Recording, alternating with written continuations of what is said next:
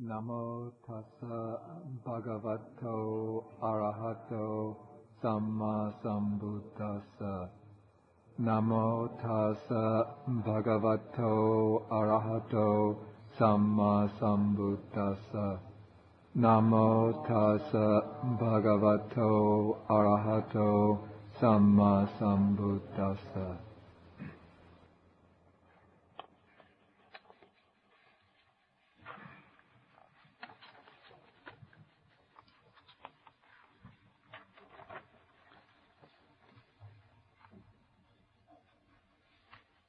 Okay, the section in the program for the study of the Majjhima Nikaya that we are currently in, I originally called The Call to Renunciation, but then I decided to change the title, a little bit apprehensive that would chase too many people away. I changed it to Deepening One's View of the World. And so far, in this particular portion of the study, we have dealt with a sutta which discloses what I call the wretchedness of the mundane or worldly life. That's the Mahadukkha Kanda Sutta. Then we discussed two suttas that deal with the dangers and sensual pleasures. One was the Potalya Sutta, Majjhima number 54, and then over the last two sessions we dealt with the Maggandhya Sutta, Sutta number 75. And now, in today's class, we take a little detour out of the Majjhima Nikaya into the Samyutta Nikaya for a collection of short texts which gives us what we might call a picture of what we might call the cosmic background to the Buddha's teaching.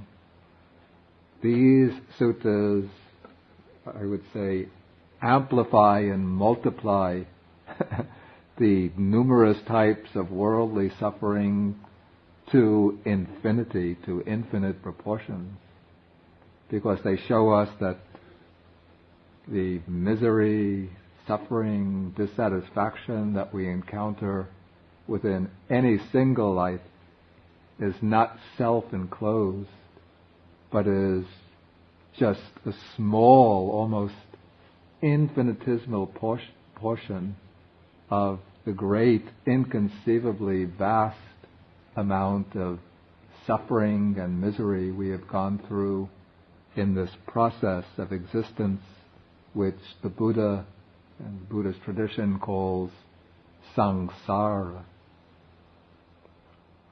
Here the word samsara comes from the root sar, which means to run, sarati, to run.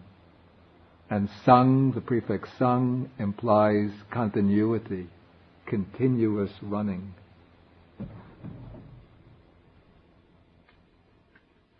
And the verb form, samsarati,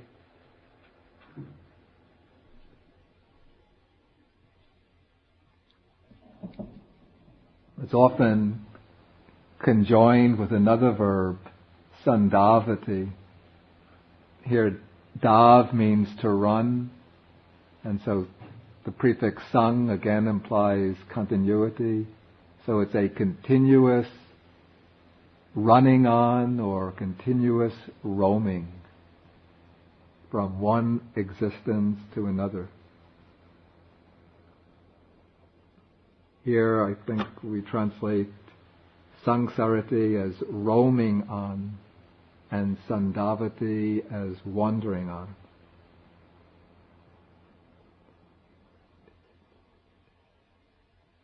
And the Buddha in this series of suttas says that samsara is, he uses a word which comes in Pali, anatamaggasamyutta, which gives its name to this particular collection of short texts. We have the title Anatamaggasamyutta, the collection of connected discourses on Anatamagga. The exact original meaning of this word, Anatamagga, is not known. It's rather obscure. And in Sanskrit, Buddhist hybrid Sanskrit, this word has been come down as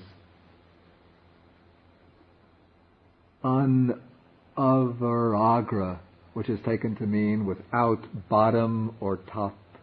In other words, without a first point, without a later point.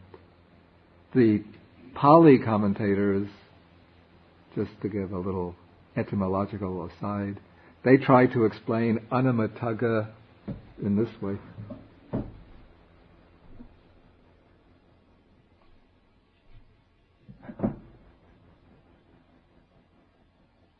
Okay, the word agga, which is the most important word, often it means point. Sometimes it means best, highest, chief. But here, the sense of point would be more appropriate. Like we have the expression, a synonym for concentration, samadhi, is ekagga citta. That means eka plus agga, 1 point, mind, the mind that is brought to 1 point. So here, Anatamagga, point, agga, point. And the point is taken to be first point, beginning point.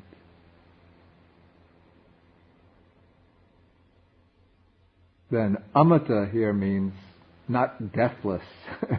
It also means deathless. But here they take the sense to be not... Mata also means thought, conceived. So amata means not conceived. Maybe by extension, not conceivable. Then, to make sense of this whole expression, the commentators transform this prefix un. You see, if you take Anatamagga in that sense, you have amata, not thought, not conceivable, and un by itself is another negation. So it's a negation of a negation. It would seem to mean that it's conceivable, the beginning is conceivable. So they change un to anu, understanding it to mean, anu has a sense of repetition. So they take the sense to be, no matter how far back, you can never conceive or imagine a first point.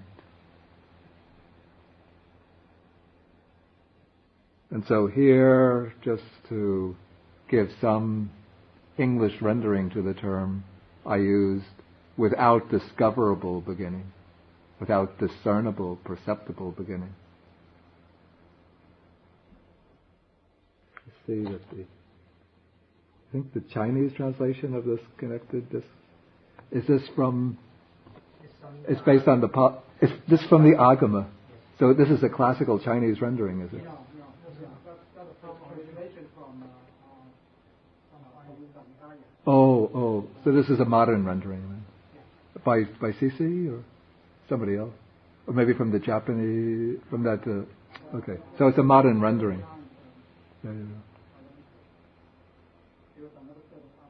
Yeah. Corresponding in the Sunny Side. Yeah. But you didn't get a copy of it. Oh. Yeah, we printed it out for Okay.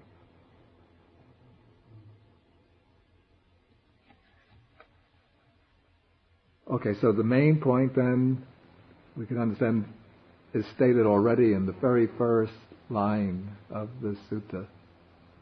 That this samsara is without discoverable beginning, if we take Anatamagga in that sense. That seems to be the way the whole Buddhist tradition has understood it.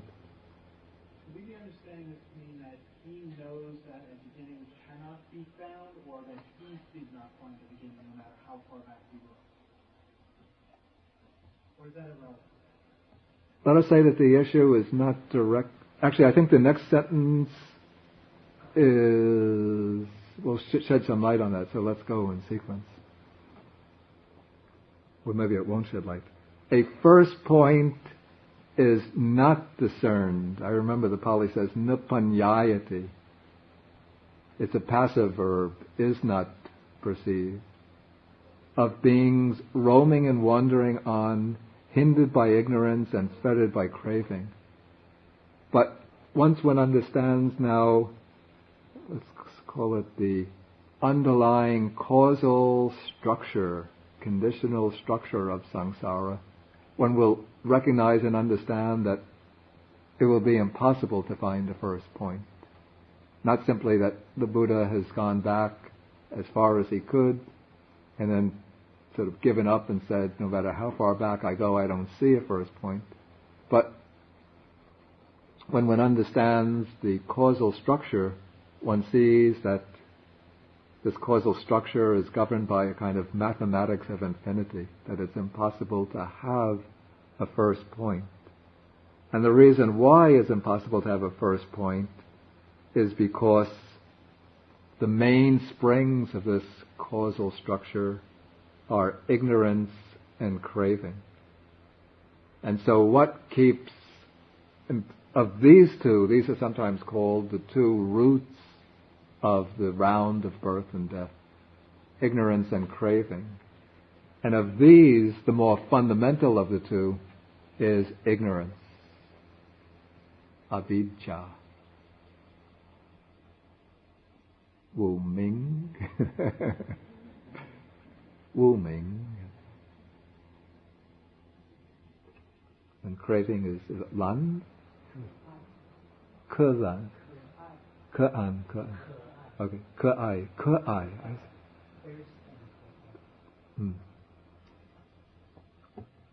Okay, so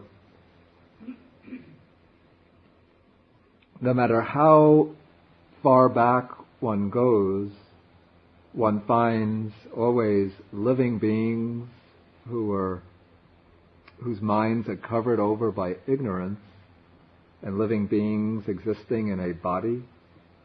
And what brings this body into existence this is why the process is beginningless, has to be beginningless.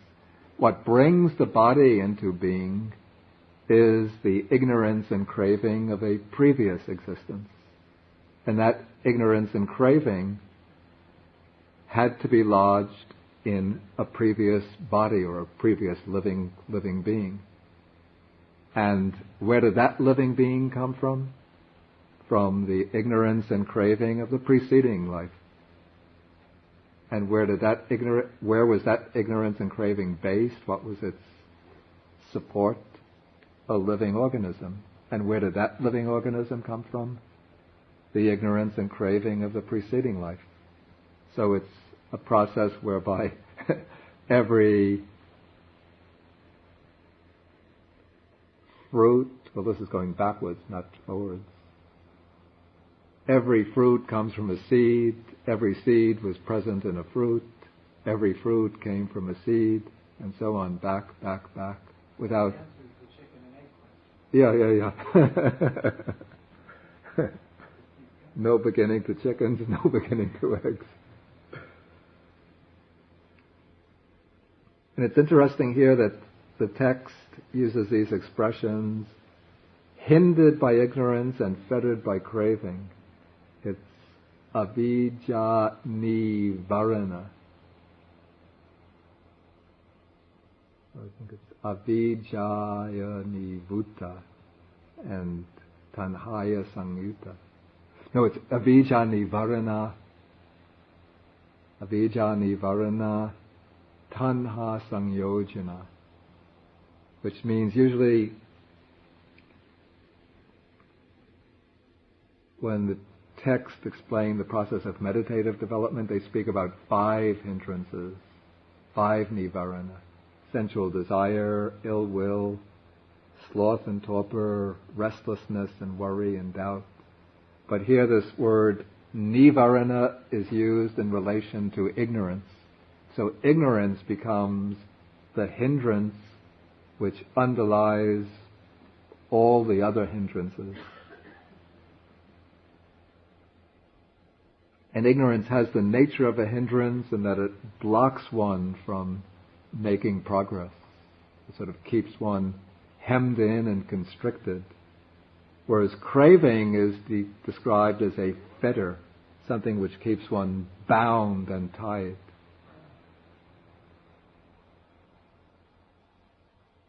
Okay, now here the Buddha uses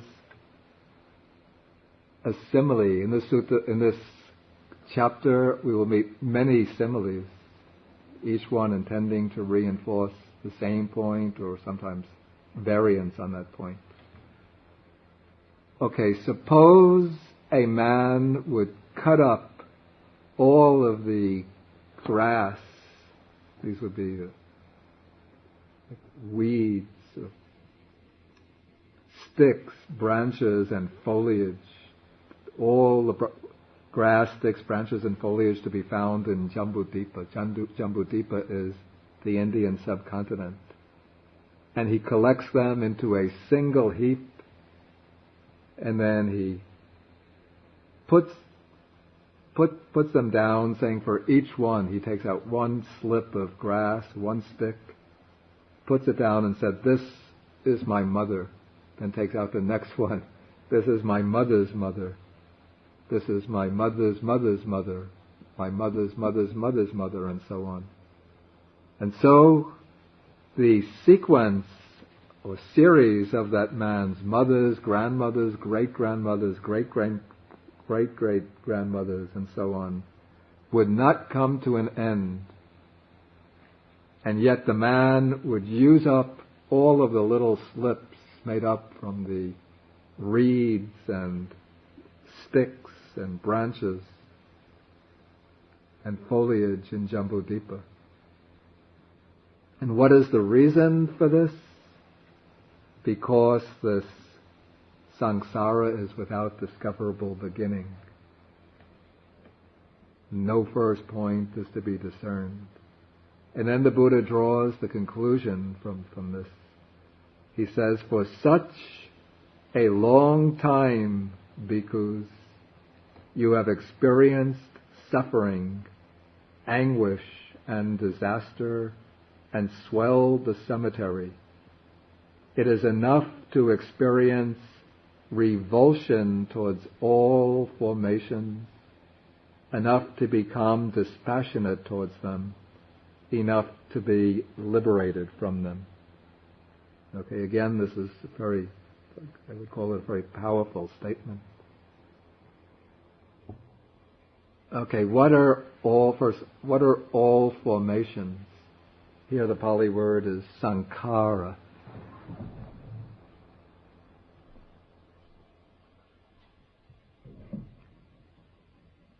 Okay, the word sankhara, this is one of the key words for understanding the Buddha's teaching. And it's a word, the meaning of which is sort of tied up with so many other doctrines and principles in the Buddha's teaching. The word sankhara, it comes from the root kar, which means to make, to create. And the prefix sang implies together. So sankhara is something which makes or creates together with other things, or it is something which is created, composed, brought into being by other things. And according to the Buddha's teaching, the world consists not of substantial entities, each preserving its own self-identity, but rather of these processes of becoming, which are called sankharas. Sankharas are phenomena that arise through combination of causes and conditions, and which in turn function as causes and conditions for other phenomena, other conditioned phenomena.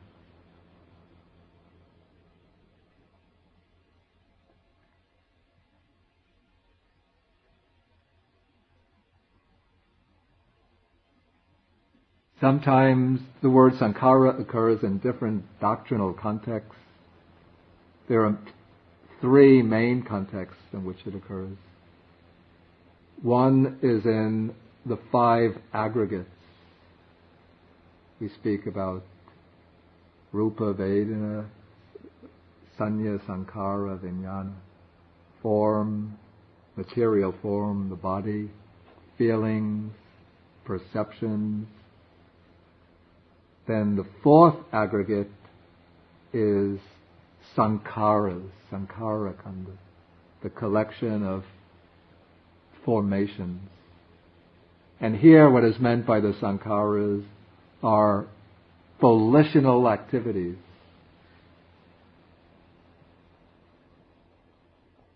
These are all mental factors that have that contribute some kind of volitional content to the mental life.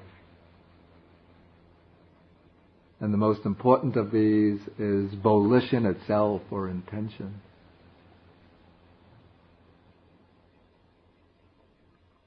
Then the fifth aggregate is consciousness, the awareness of things.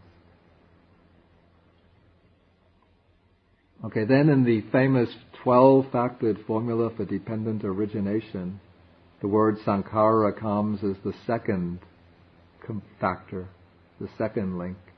Here, sankhara are specifically the wholesome and unwholesome karmic formations, karmic activities, acts of will considered as being forces that build up our future existence within the round of becoming.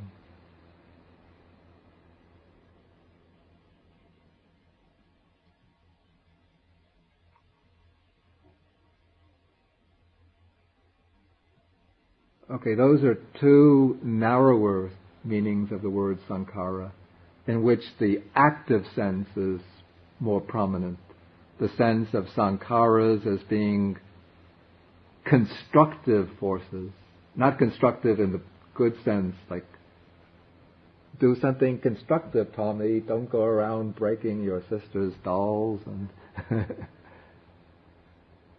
but rather constructive in the sense of something which fabricates, creates, originates, in this case originates future existences within the round of existence.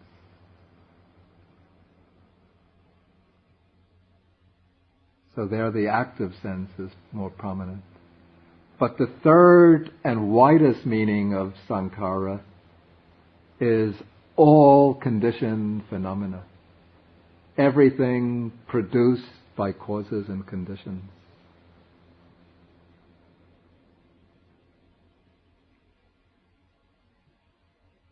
And in this sense, sankhara is not to be limited to one of the five aggregates, but sankhara comprises all five aggregates and all external phenomena, all inanimate external phenomena. So all conditioned phenomena, whether they be purely physical phenomena, like stars, planets, galaxies, mountains, rivers, or the phenomena comprising living organisms, the physical body, feelings, perceptions, mental, volitional formations, consciousness, all of these are sankharas.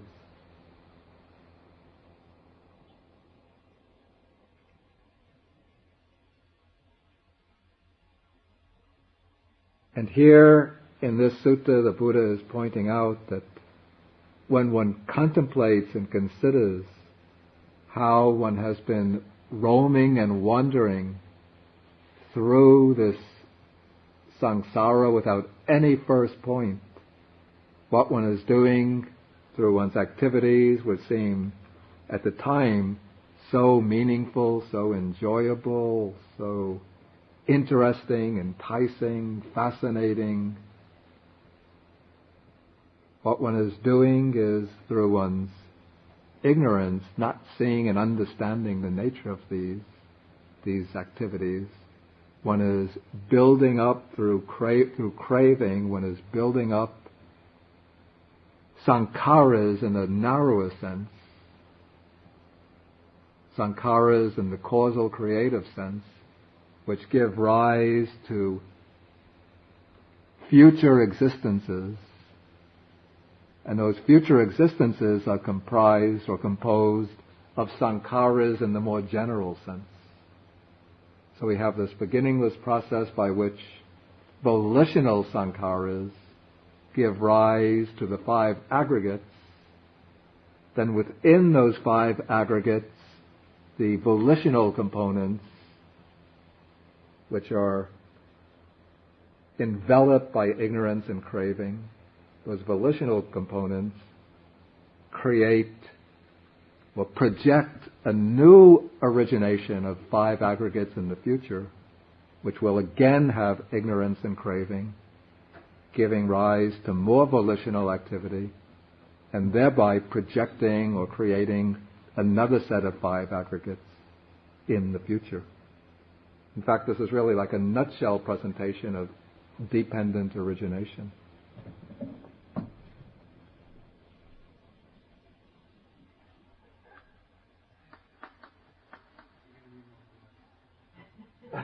Wait. Better call out and order some boxes of chalk. Maybe call up the United States supply shop for chalk. I will use up all of the chalk in the United States without getting to the beginning of the series.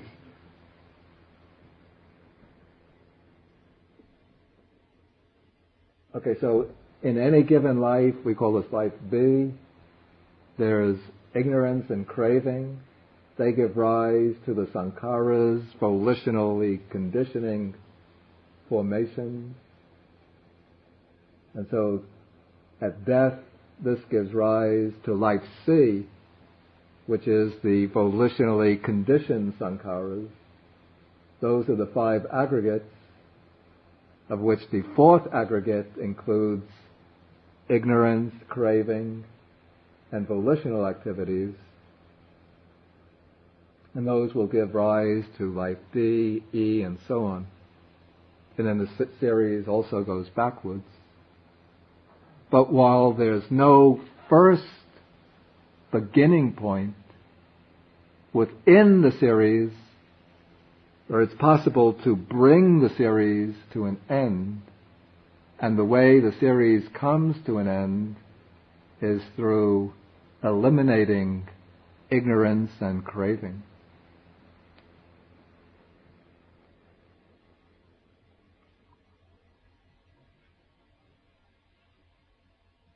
And the way ignorance and craving are eliminated is, well, by practicing the Buddha's path.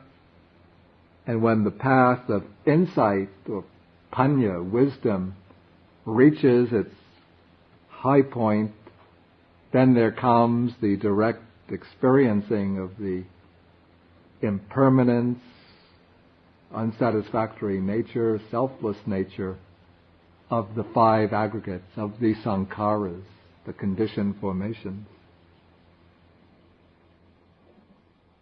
And with that experience or insight, there comes something which is called nibbida. It's one of those words very difficult to render into English. Here it's rendered revulsion. I'm not completely happy with this because it suggests maybe emotional disgust, which is not intended. Another rendering I'd used earlier was disenchantment, but that works in some contexts, not in others. But what happens is that when one gains insight into the unsatisfactory nature of all conditioned phenomena, then one's delusions about them fade away. and one sees them as they truly are, and one loses interest in them. One becomes disillusioned with them. Except when you say somebody is disillusioned, you usually think that we should send them to a psychiatrist, or at least to a counselor, to talk to somebody, to revive their zest for life. But this is a healthy kind of disillusionment. Literally, it's the ending of illusion. And then when one becomes disillusioned with the sankharas, with the formations, then one loses one's attachment to them, or one's passion for enjoying them. That is viraga. And when the passion or attachment fades away, then there comes vimutti, liberation, deliverance from them. Okay, this is Sutta 1. Okay, many of the other suttas that follow work within the same template, but just change some of the inner ideas. Okay, so Sutta number 2, instead of speaking about mothers, now I was going to say the mother speaks about fathers. No, instead of speaking about mothers, the Buddha speaks about fathers. And he uses a different simile. Suppose a man would reduce this great earth to balls of clay the size of jujube kernels. This is a kind of fruit found in India. Something like, I think, like pomegranate. You know, the pomegranate kernels, about that same size.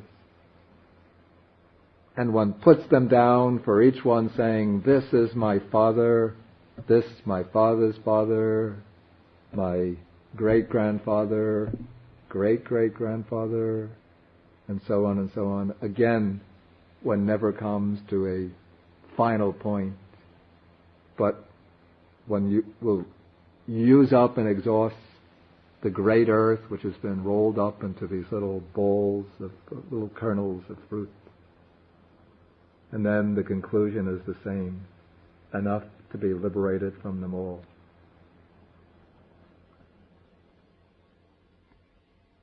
Okay, now the third simile gives us a very powerful, impressive simile. Well, not a simile, but an example.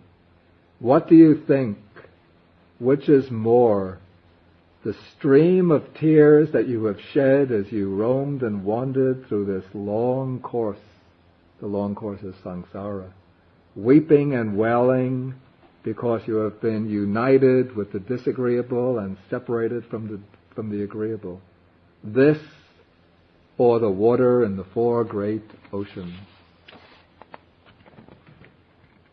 Okay, so if you've ever seen, well, of course everybody must have seen the Atlantic Ocean, at least from the shore. Very, very big body of water. If you've seen that, then you see if you've ever crossed the Pacific Ocean, you know how vast it is. The Indian Ocean. I don't know what the 4th ocean might be. I know the commentary gives explanation in terms of the cosmology of that period. The 4 oceans around Mount Meru. Okay, anyway, one ocean has a tremendous, inconceivable amount of water, so 4 oceans. 4 times inconceivable. And yet when we really reflect on what it means for this round of existence to have no beginning, it's not like you go back millions and millions and billions of years and then you say, now I'm closer, a lot closer to the beginning. Even when you go back billions and billions and billions of years, you're just as far from the beginning as we are right here and now.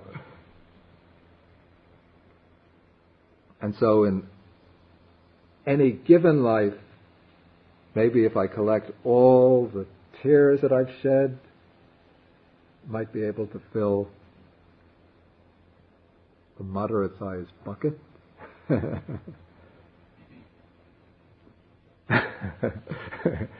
Then maybe in 20, 30 lives, we start to get the bathtub halfway, 3/4 of the way full.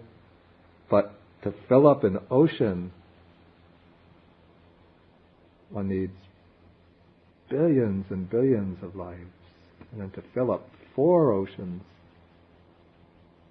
trillions and trillions and zillions of lives. Where do all of these lives come from?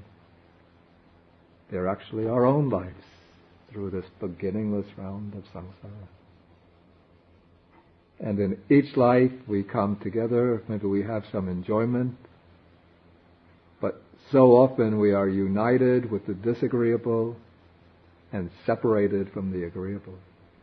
These are actually 2 elements or 2 aspects of dukkha, of suffering, that the Buddha mentions in the Discourse on the Four Noble Truths. Okay, so the monks answer correctly. They say that the stream of tears that we have shed as we roamed and wandered through this samsara, this is more than the water in the 4 great oceans. And so now the Buddha goes on and says that it is good that you understand the Dhamma in such a way that this amount of tears is greater than the water in the 4 great oceans. For a long time, bhikkhus, you have experienced the death of a mother. And as you have experienced this, you have wept and wailed and shed tears. Then you've experienced for a long time, actually through beginningless time, the death of a father, the death of brother, sister, son, daughter, relatives, loss of wealth, loss through illness.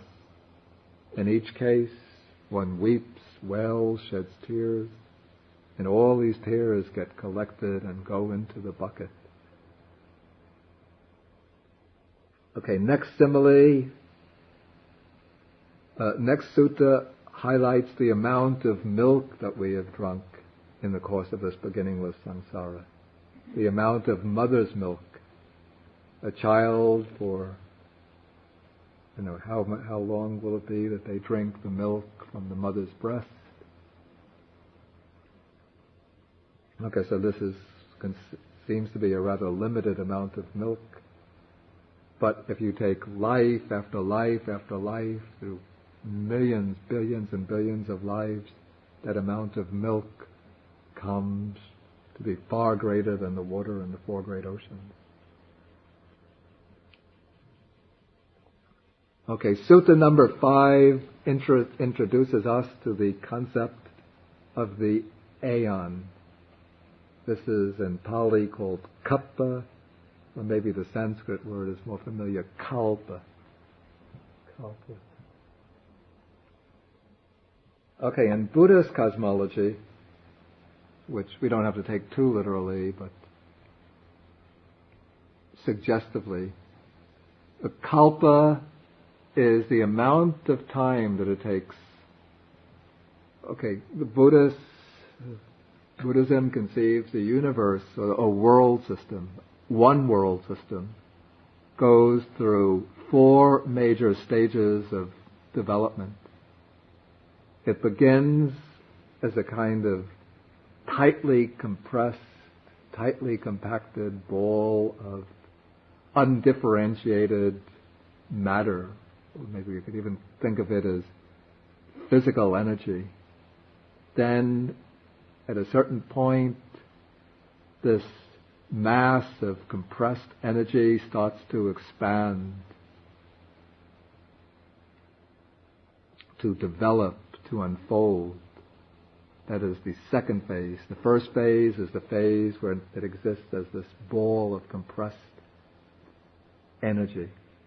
Then there comes the stage of expansion, till it reaches a certain maximum degree of expansion, beyond which it cannot expand any further. And then it starts to contract and becomes smaller and smaller, again reducing in size till it reaches a state of total destruction, total dissolution.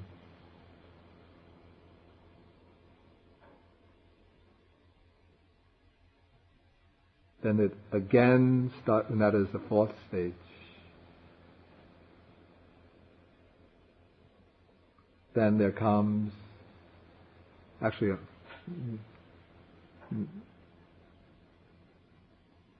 the first stage is a stage of undifferentiated energy. The stage of expansion, that is the second stage. Then there comes, when it reaches the maximum degree of expansion, then there comes a period of stabilization. It remains stable in that expanded condition. That is the third stage. Then the fourth stage is the compression, which culminates in dissolution. Then from dissolution, there will come another stage of expansion up to the maximum, the degree of stabilization. Then there comes contraction, reaching its end in destruction, expansion, expansion, stabilization, contraction, destruction. And each one of these 4 stage cycles is a kalpa.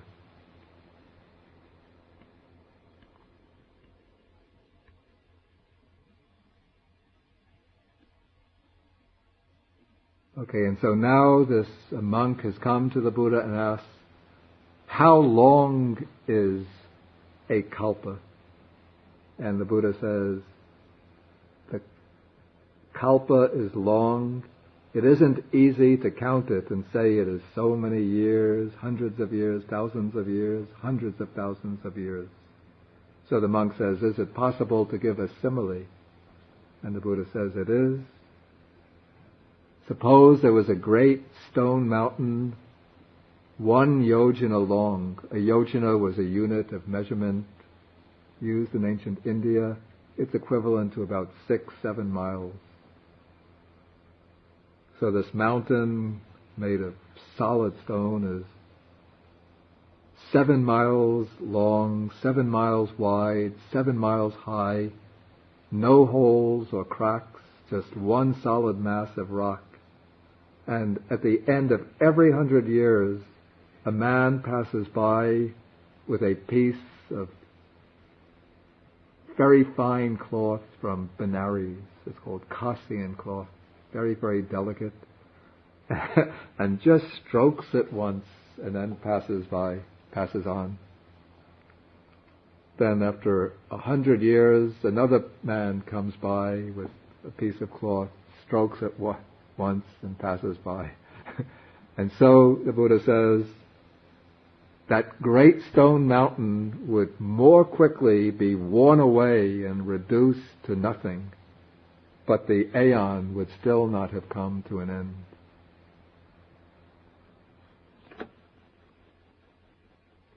I don't know how literally we can take that, because if one were to stroke the mountain once every 100 years, I don't think it would ever be worn away.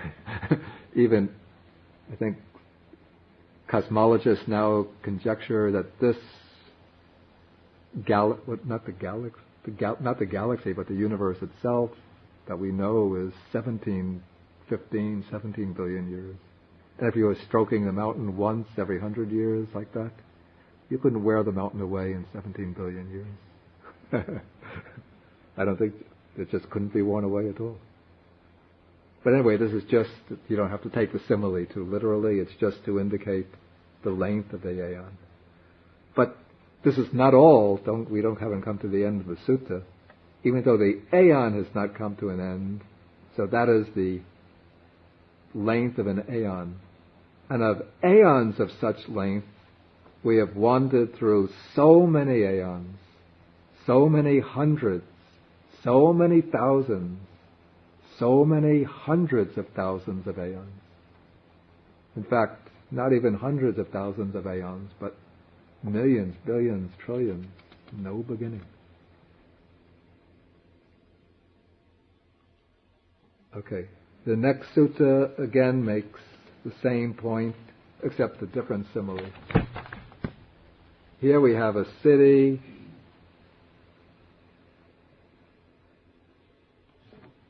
surrounded by iron walls. The city is a yojana long, or the walls are a yojana long, a yojana wide, a yojana high, 6-7 miles. And it's the walls, the area within the walls is filled with mustard seeds. If you know mustard seeds, very, very small, and their seeds are compacted, very dense, like a knot. And at the end of every 100 years, a man would remove one mustard seed from there. And so that great heap of mustard seeds would be depleted and eliminated, but the aeon has still not come to an end. And again, we have wandered through so many hundreds and thousands of such aeons.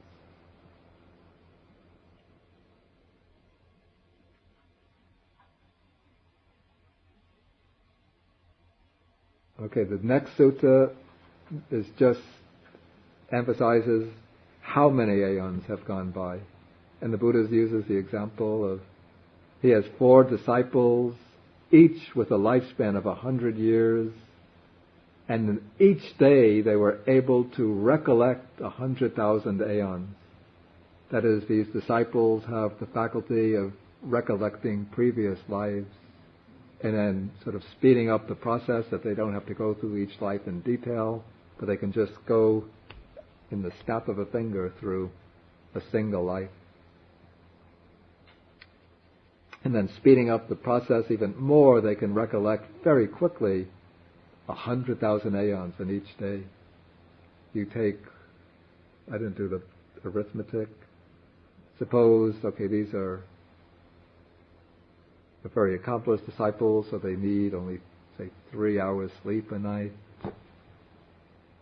Give them time for meals. We'll let them take a little midday break. And then, so how many hours you have, how many minutes, how many seconds will it take to recollect?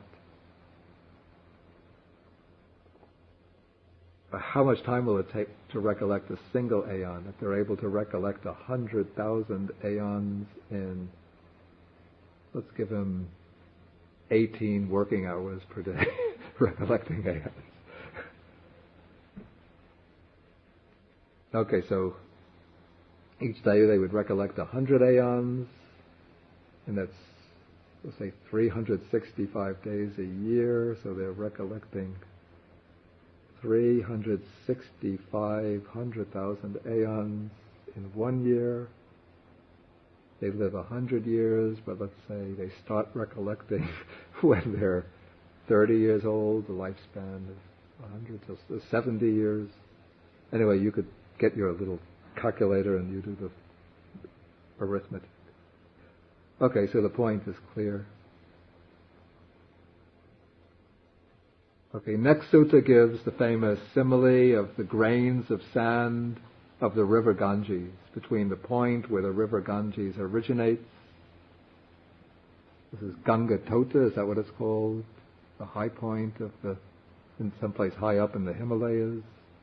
And then it enters the great ocean at Calcutta.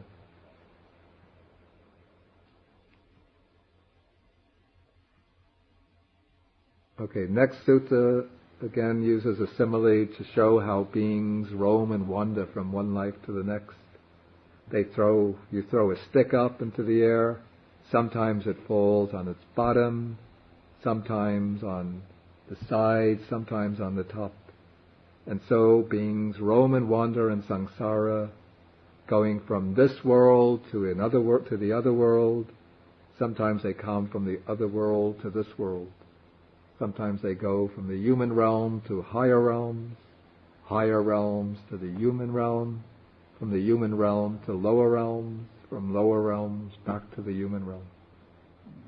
And thus it goes on, life after life after life.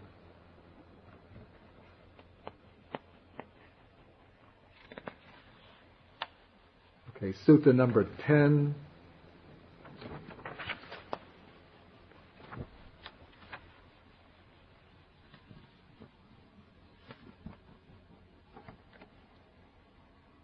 Again, another very powerful simile.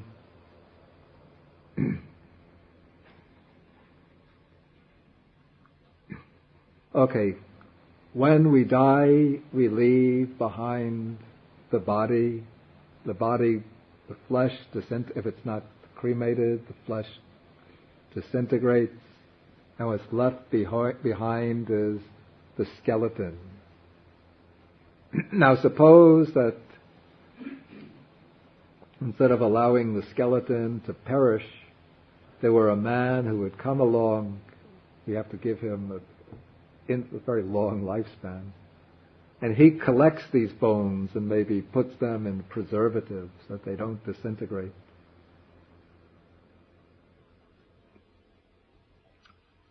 And then, he collects the bones from one life, then we go on, suppose, to another human life or an animal life. We die, we leave behind a stack of bones, we'll leave behind the skeleton. He takes the skeleton, puts the bones together, then collects the bones from the next life, the next life, the next life, the next life. Okay. And so eventually we would get a pile of bones as large as Mount Vapula. That's a high mountain in the vicinity of Rajagaha. And how is that possible?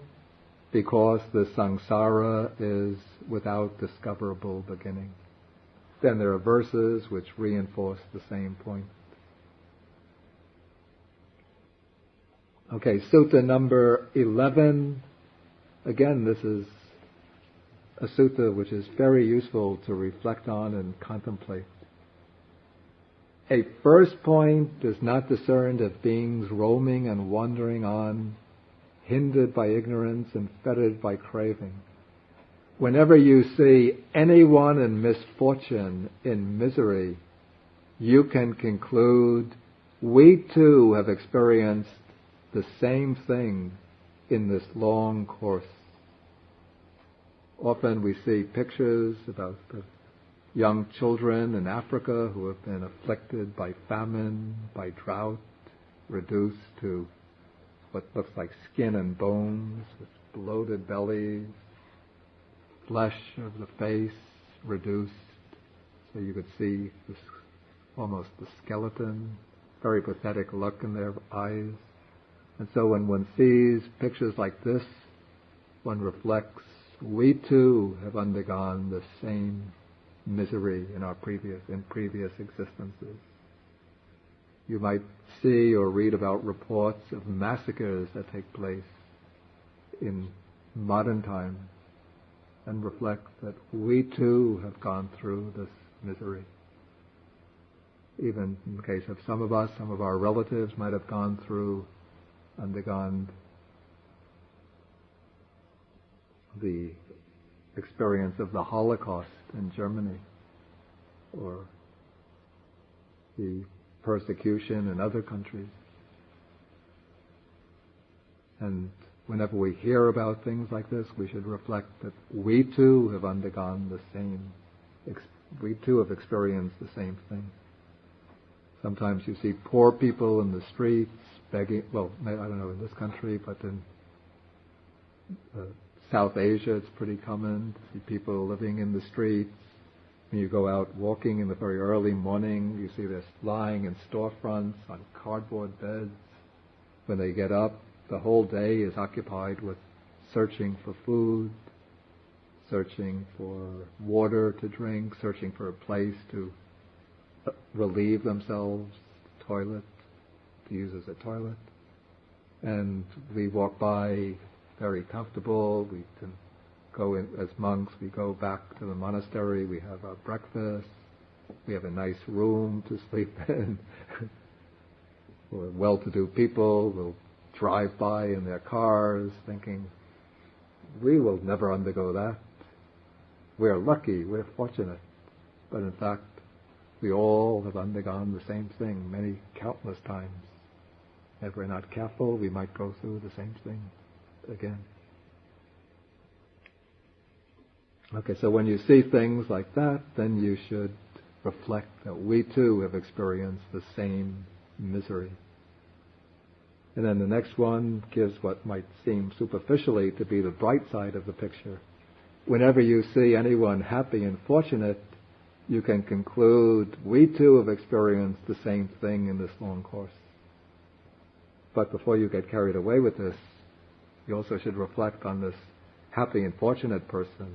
If he's not careful, he's going to wind up as one of the misfortunate, miserable people.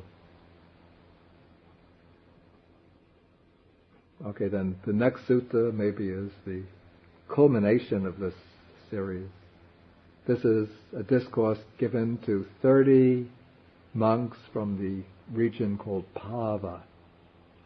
And these monks were, according to the sutta, they were all living very strict ascetic life. They were dwelling in the forest, not living in town or city monasteries.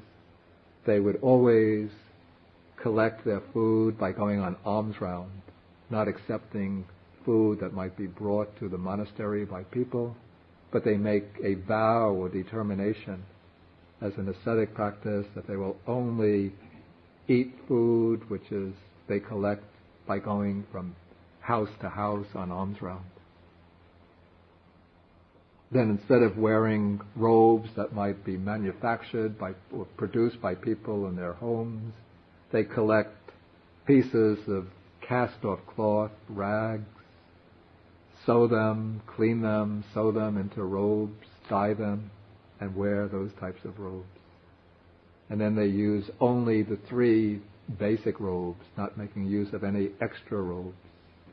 These are ascetic practices that the Buddha allowed and sometimes encouraged in order to develop contentment, simplicity, devotion to a very austere life. And yet these monks still had defilements or fetters, which means that none of them were yet arahants, liberated. According to the commentary of the 30, some were even non-returners, that's enlightened persons of the next to last stage, the 3rd stage. Some were once returners, some stream enterers, and some still worldlings.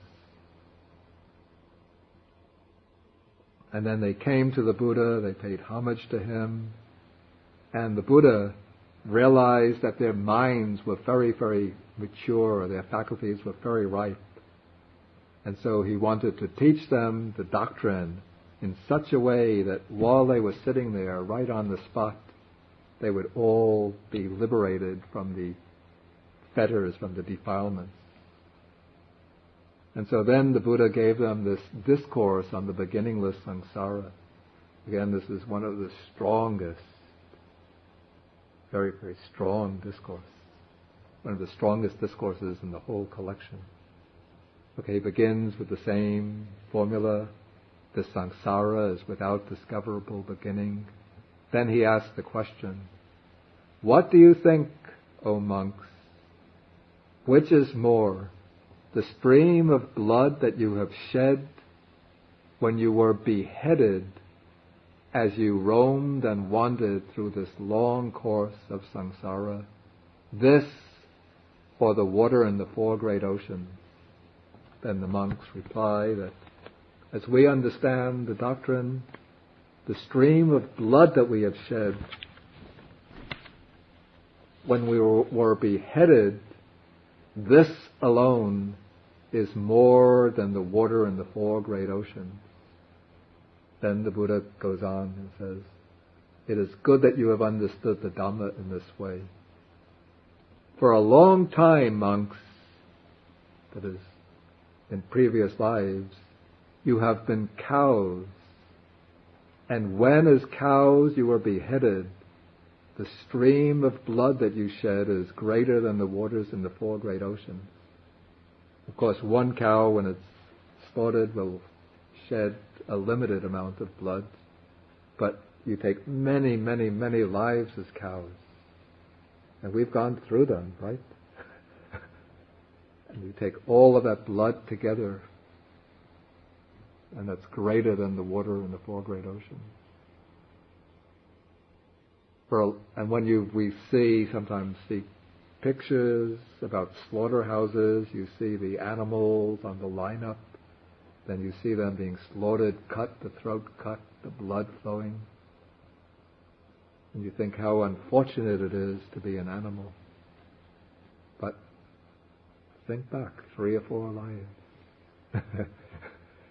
Perhaps we were waiting in that lineup too in the slaughterhouse. And then, with all of that fear, the knife came and cut the throat. For a long time you have been buffalo, sheep, goats, deer, chickens, and pigs.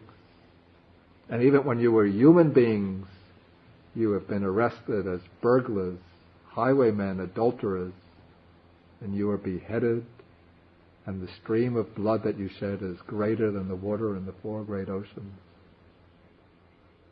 And then the Buddha goes on, it is enough to be liberated from them. And then this concluding paragraph is important. Okay, those bhikkhus delighted in the Buddha's words, and while this exposition was being spoken, the minds of the 30 bhikkhus from Pava were liberated from the taints by non-clinging. But as this discourse had such a powerful effect on them, that just while listening to it, all of the taints or the basic bonds of the mind were broken, eliminated, eradicated, and they were liberated right on the spot. Okay, the next 6 suttas have been joined together. It is not easy, O monks, to find a being in this long course who has not previously been your mother, your father, your brother, sister, son, daughter. Again, because the samsara is without discoverable beginning. Then the last sutta. Okay, now the Buddha is living in Rajgir on Mount Vulture's Peak, and nearby there's a mountain called Vaipala, that means the vast mountain.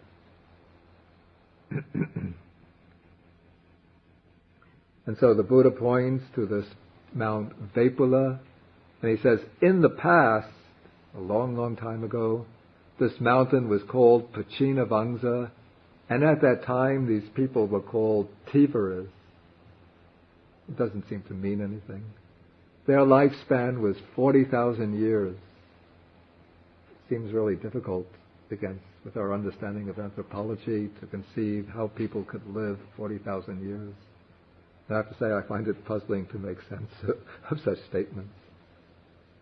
Okay, but anyway, they could climb Mount Pachinavangsa in 4 days and descend in 4 days. This mountain was very high, so it would be... this indicates how high the mountain was at that time. Okay, and it was during this period that there was a Buddha by the name of Kakusanda. He is, I think, the 4th Buddha of antiquity. He was living in the world, and he had 2 chief disciples named Vidura and Sanjiva. And now the name for this mountain has disappeared.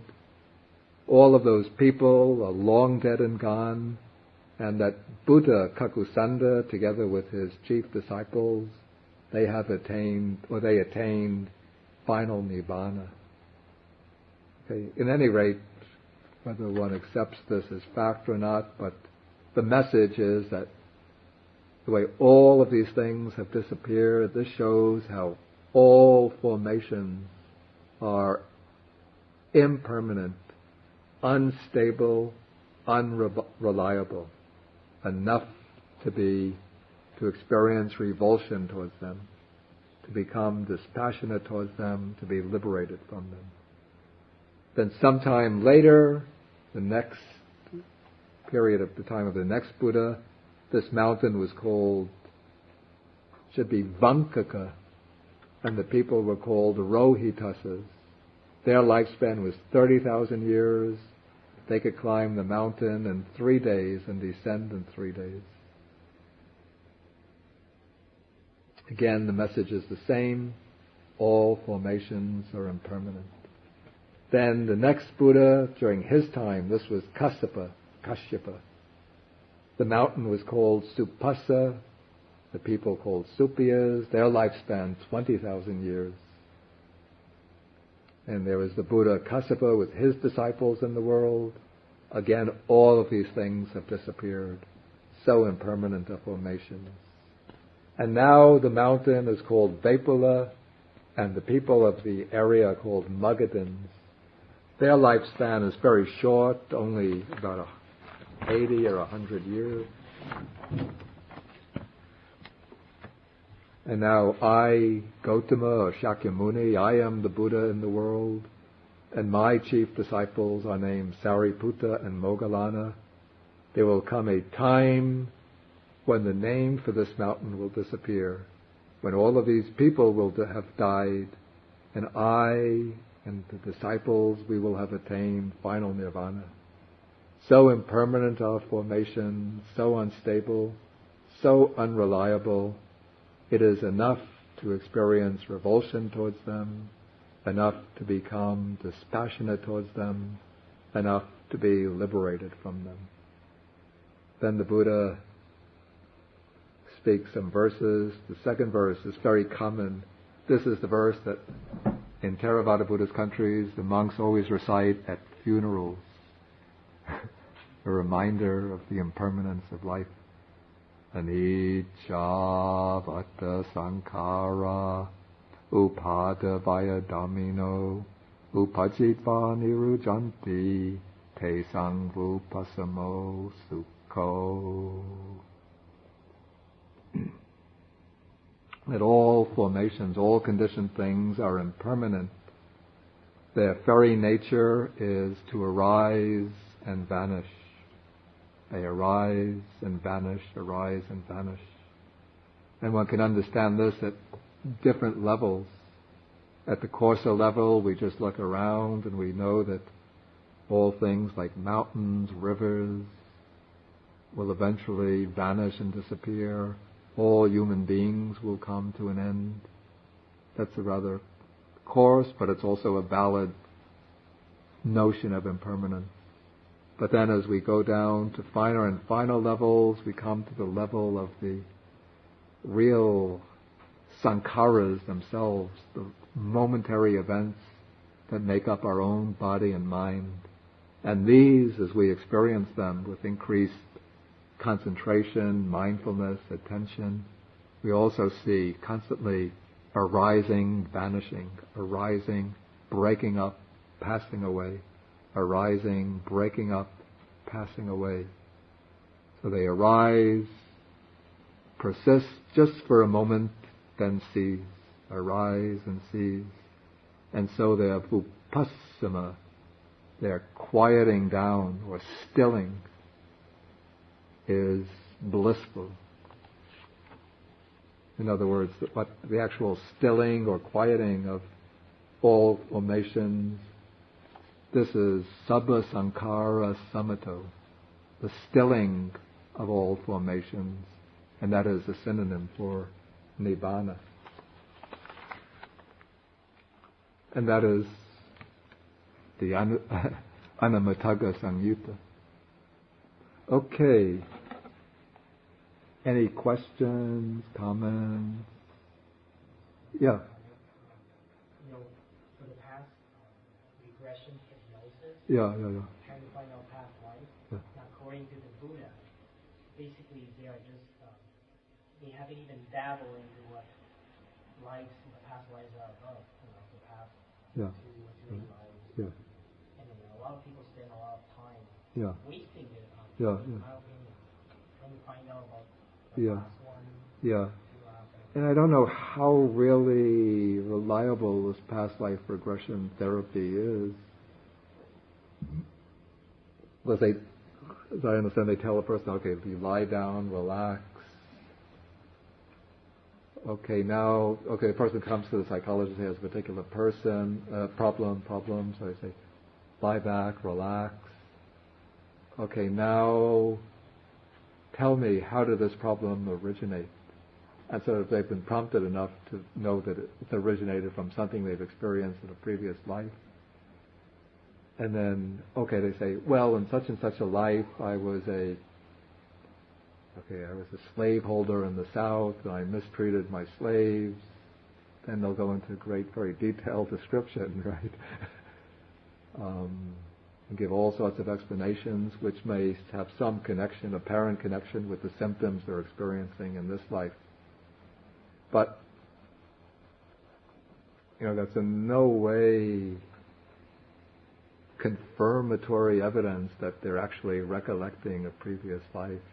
Because the mind can, we fall asleep and we come up with very elaborate dreams. Sometimes they seem very convincing, very detailed.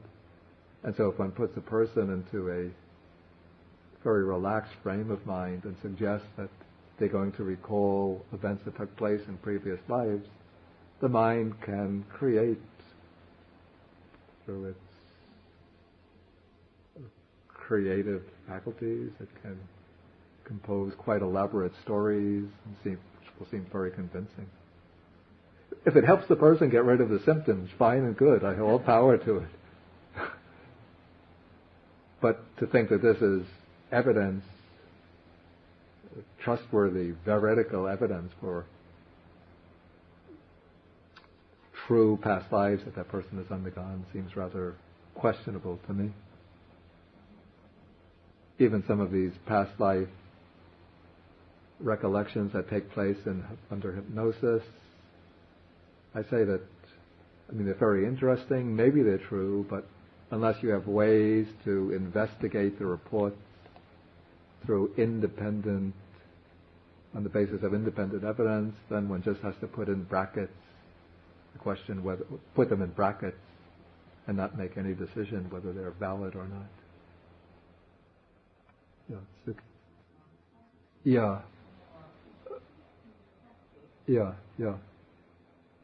nibbida is an earlier stage. And there's another sequence that comes. Yatha bhuta jnana dasana nibbida viraga vimutti. So yatha bhuta jnana dasana is seeing and knowing things as they really are.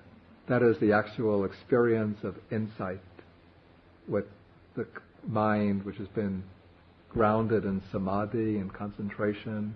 Then one focuses that mind on the sankharas in one's own 5 aggregates, sees, investigates, and sees their arising, passing.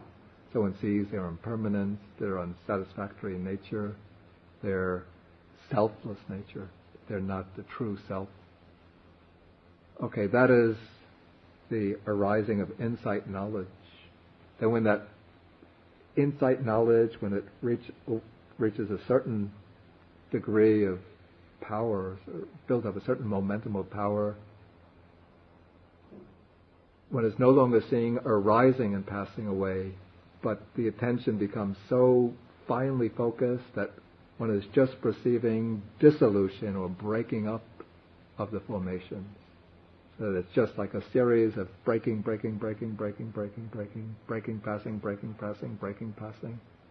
Swift, very, very rapid. And so the investigation goes to the mind, the mental factors, the bodily factors, and then one could deflect the attention outwardly to see that all beings in this world, every moment they're just undergoing this dissolution, disintegration, moment by moment disintegration. And then that insight into disintegration, dissolution, brings the nibbida, the sense of that there's that drying up of the interest or the fascination with the experience, the enjoyment of the world. So that is nibbida. But nibbida itself is not actually really uprooting defilements. But it's when the nibbida gains a certain momentum that the craving actually starts getting pulled up by the roots. And that pulling up of craving by the roots, that is viraga. And so at the culmination, the highest point, viraga then becomes equated with arhatship. Or you could say the stage immediately preceding arhatship. And then viraga is the pulling up of the defilements. And then the mind, when the defilements are actually pulled up, or the state of mind when the defilements are pulled up, that is liberation, vimutti.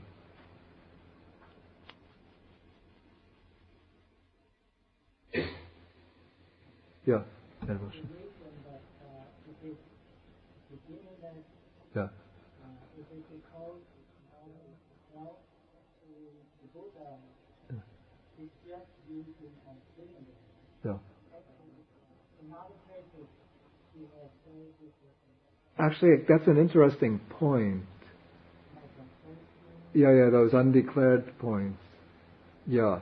You see, there are suttas where the Buddha, I think we come to one a few weeks from now.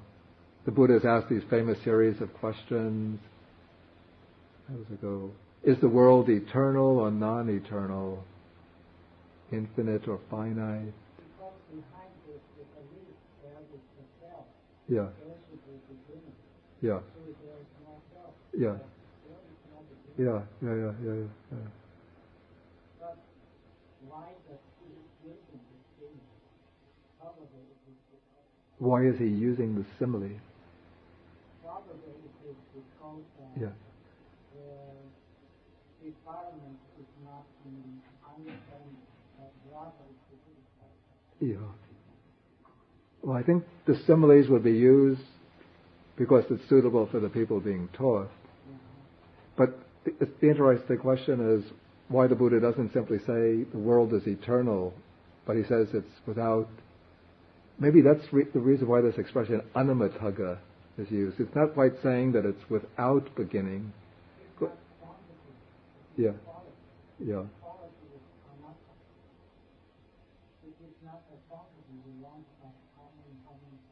yeah. I'm not quite sure that I get the point.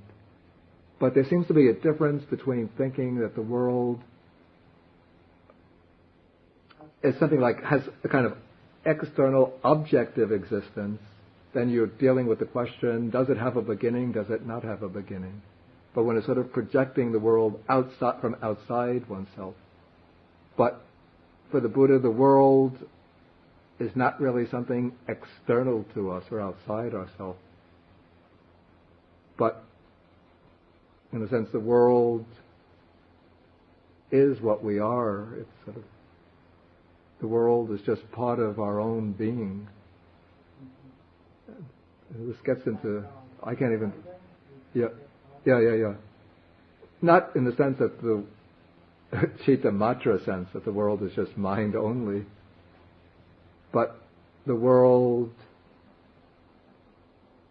is inseparable from the functioning of the six sense faculties. And it is through our own ignorance and craving that we bring into being the six sense faculties, in dependence upon which there is present a world. So the question, does the world have a beginning or is it beginningless? Those questions become irrelevant when we understand the real nature of the world. Those questions are only relevant on the supposition that the world has some kind of objective, independent existence.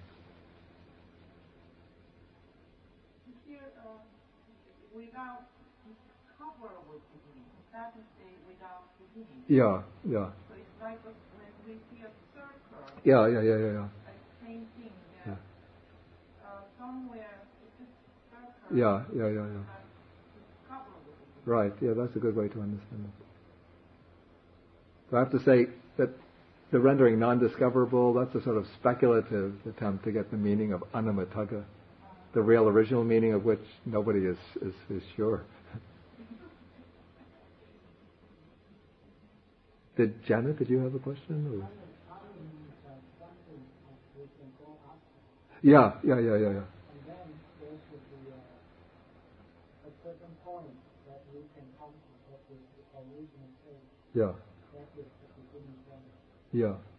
But if it's anu, then one doesn't come to that point because one is always going further and further and further. I think that's the idea that the commentaries have in mind.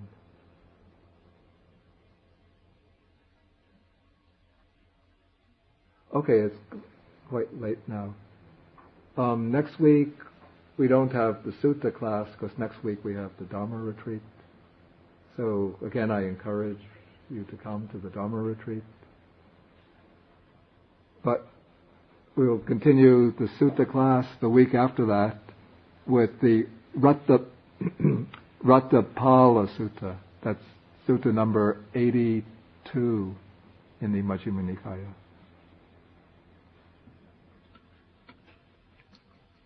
Okay, now we do the dedication of merits, sharing of merits. I think you have the forms. Have a seat. Akasata chabhumata devanagamahitika punyantang anumoditva chirang rakantu sasanang. Akasata chabhumata devanagamahitika punyantang anumoditva chirang rakantu desanang.